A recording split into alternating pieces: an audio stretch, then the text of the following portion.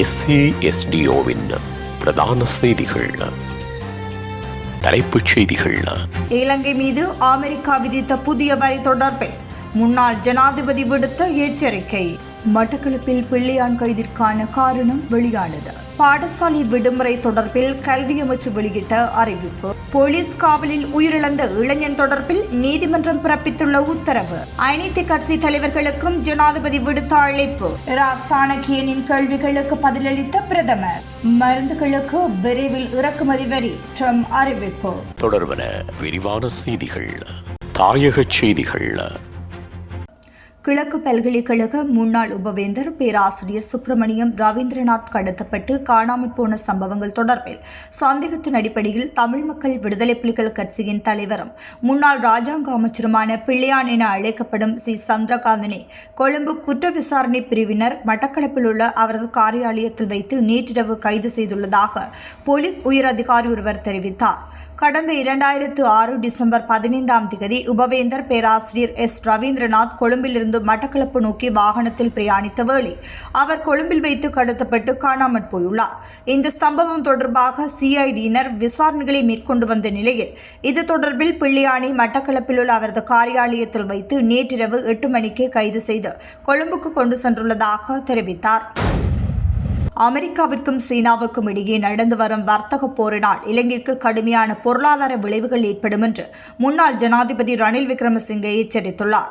America சமீபத்தில் விதித்த பரஸ்பர வரிகளையும் சீனாவின் பழிவாங்கும் நடவடிக்கைகளையும் எடுத்துரைத்து ஒரு அறிக்கையை வெளியிட்ட விக்ரமசிங்கே அதன் விளைவாக ஏற்படும் வர்த்தக பதட்டங்கள், தொழிற்சாலை மூடல்கள், பாரியளவிலான வேலை இழப்புகள் மற்றும் விரிவடையும் வர்த்தக பற்றாக்குறைகள் மூலம் இலங்கையின் ஏற்றுமதி சார்ந்த பொருளாதாரத்தை கடுமையாக பாதிக்க கூடும் என்றும் எச்சரித்தார். அரசு மற்றும் அரசு அங்கீகாரம் பெற்ற பாடசாலைகளின் முதலாம் தவணையின் 2ஆம் கட்ட கல்வி நடவடிக்கைகள் எதிர்வரும் 11ஆம் தேதியுடன் நிறைவடைய உள்ளதாக கல்வி அமைச்சு தெரிவித்துள்ளது. இதேவேளை முதலாம் தவணைக்கான 3ஆம் கட்ட கல்வி நடவடிக்கைகள் ஏப்ரல் 21ஆம் தேதி ஆரம்பமாகி மே 9ஆம் தேதி வரை நடைபெறும் என கல்வி அமைச்சு தெரிவித்துள்ளது. லஞ்ச ஊழல் சம்பவம் தொடர்பாக விளக்கமறியலில் வைக்கப்பட்டிருந்த முன்னாள் அமைச்சர் வியாழேந்திரன் பிணை நிபந்தனைகளை பூர்த்தி செய்த பின்னர் அவரை பிணையில் விடுவிக்க கொழும்பு நீதவான் நீதிமன்றம் இன்று உத்தரவிட்டது. லஞ்சம் பெற உதவிய குற்றச்சாட்டில் முன்னாள் ராஜாங்க அமைச்சர் வியாழேந்திரன் கைது செய்யப்பட்டு விளக்கமறியலில் வைக்கப்பட்டிருந்தார். நேற்று நீதிமன்றத்தில் ஆஜர்படுத்தப்பட்ட போது கொழும்பு தலைமை நீதவான் தனுஜா லக்மாலி பிணையில் விடுவிக்க உத்தரவு பிறப்பித்தார். இருப்பினும் பிணை நிபந்தனைகளை பூர்த்தி செய்ய முடியாததால் வியாழேந்திரன் மீண்டும் சிறைக்கு அழைத்து செல்லப்பட்டார். அவர் அனைத்து பிணை நிபந்தனைகளையும் பூர்த்தி செய்ததால் இன்று நீதிமன்றம் அவரை பிணையில் செல்ல அனுமதித்துள்ளது. வெலிக்கடி போலீஸ் காவலில் இருந்தபோது உயிரிழந்த இளைஞனின் உடலை தோண்டி எடுத்து 3 சிறப்பு மருத்துவர்கள் கொண்ட மருத்துவ குழுவால் முழுமையான பிரேத பரிசோதனை நடத்தி அறிக்கை சமர்ப்பிக்குமாறு கொழும்பு தலைமை நீதித்துறை மருத்துவ அதிகாரிக்கு கொழும்பு நீதவான் நீதிமன்றம் உத்தரவிட்டுள்ளது. பாதிக்கப்பட்ட தரப்பினரின் கோரிக்கையை பரிசீலித்த பின்னர் கொழும்பு கூடுதல் நீதவான் கெமிந்த பெரேரா இந்த உத்தரவை பிறப்பித்தார். வெலிக்கடி போலீஸ் காவலில் இருந்த குறித்த இளைஞன் கடந்த 2ஆம் தேதி அதிகாலை மருத்துவமனையில் சிகிச்சை பெற்று வந்த நிலையில் உயிரிழந்திருந்தமை குறிப்பிடத்தக்கது. அமெரிக்க வரிகளின் தாக்கம் குறித்து கலந்துரையாட ஜனாதிபதி அனுரகுமார திசாநாயக்க நாளை கட்சித் தலைவர்களின் கூட்டத்துக்கு அழைப்பு விடுத்துள்ளார். அதன்படி இந்த கூட்டம் நாளை காலை ஜனாதிபதி செயலகத்தில் நடைபெறும் என்று அமைச்சர் பிமல் ரத்நாயக்க தெரிவித்தார். அமைச்சர் தனது எக்ஸ் தளத்தில் ஒரு குறிப்பொன்றை இட்டு இதனை கூறினார்.